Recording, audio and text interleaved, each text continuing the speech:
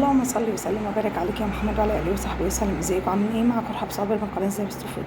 عايزه اقول لك انا مش شويه دقيق وميه ولا لبن ولا بيض ولا هقول لك سمنه ولا اي حاجه، هتعملي احلى حاجه ممكن ولادك يفطروا او يتعشوا بيها. تعالوا نشوف كده المقادير والطريقه بسيطه جدا. يلا نبدا بسم الله. عندي كيلو من الدقيق، طبعا تقدري تضاعفي الكميه، وعندي حوالي 4 معالق كبار من السكر، لان انا مش هحشيها. تقدري طبعا تحشيها ملبن، القرص اللي انا هعملها قرص الافران تقدري تحشيها سكر من جوه، بس انا مش هحشيها عشان كده مزوده السكر نفسه من بره. خلاص تقدري زي ما بقول لك بعد ما نعملها هقول لك في المرحله دي احشيها ملبن او سكر. وعندي هنا رشه ملح وعندي كيس خميره وبس كده. تعالوا بقى الاول كده بايدينا بقى عندي بالمعلقه نبدا بس ندخل المكونات دي مع بعض. خلاص شفت السهوله ما فيهاش اي حاجه. وبعد كده كل اللي انا هعمله هحط 4 معالق بالظبط من الزيت زي ما قلت لكم، مش هستخدم سمنه. ادي 1 2 3 4. شفتوا بقى؟ يعني مفيش اسهل ولا هنقول اوفر من كده. خلاص بنقتصد حتى في الزيت اللي مجننا ده كلنا.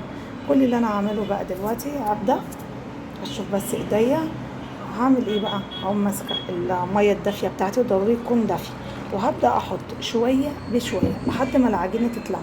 طب يعني الكيلو ياخد قد ايه؟ هقول لك يا ست الكل، الكيلو ياخد تقريبا حوالي 3 كوبايات من الميه. انت طبعا مش هتحطي التلاته، هتحطي كوبايه وتقلبي كوبايه وتقلبي لحد ما توصلي للقوام هوريهولك دلوقتي العجينه كلها تلم. وتحطي 3 كوبايات، ممكن يبقى اقل اكتر حسب نوع الدقيق. تمام. هعمل بس كده هقلب كل المكونات مع بعض، وتعالوا نشوف هنشكلها ازاي او هنعمل فيها ايه تاني. بصي بقى بتعجني فيها لحد ما بصي البوله نظيفه وتلاقي ايدك بقى خلاص يعتبر انها نطفت تماما. تمام. طيب لو حسيتي ان هي بقى ملزقه في ايدك كلها، ايدك دي كلها عجينه، هتعملي ايه؟ هتزودي دي معلقه معلقه. تمام. ده لو تمام كده. انما لو هي تمام معاكي زي الفل. طيب لو حسيتي ان انت بقى دلوقتي حاسه ان هي قاسيه يعني ناشفه كده، بتزودي السوي بحيث شايفين ملمس العجينه عامل ازاي. بصوا زي الفل. هبدا بقى ان انا اغطيها بالستريتش راب واغطيها بفوطه كده واسيبها في مكان دافي تختمر، او لو الدنيا حر سيبيها بره كده هتختمر. تمام. وارجع لكم. ايه رايكم بقى في جمال الحلاوه دي؟ بصوا ما شاء الله البوله عليت ازاي. نبدا بقى نديها البوكس المتين، لازم تنزلوا الخمر بتاعها. وهبدا اعملها بقى كور على قد ممكن البضايه او الليمونه الصغيره. ابداي بقى خدي جزء كده. بصوا العجينه عامله ازاي يا جماعه، ما شاء الله اللهم بارك. ابداي بقى كده كوريها ولميها لحد ما تعملي كور يعني تقريبا متساويه.